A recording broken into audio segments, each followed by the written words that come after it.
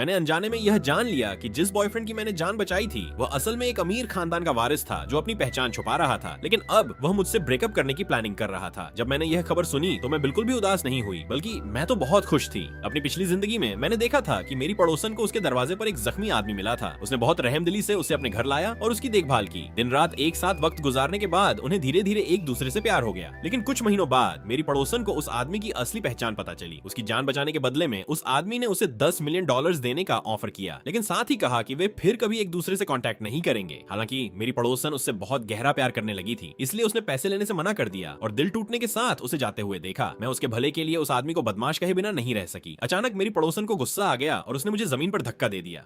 मेरे सिर का पिछला हिस्सा एक पत्थर से जोर से टकराया। जब मैंने दोबारा अपनी आंखें खोली तो मैं उसी दिन वापस लौट आई थी जब मेरी पड़ोसन उस आदमी को घर लाई थी।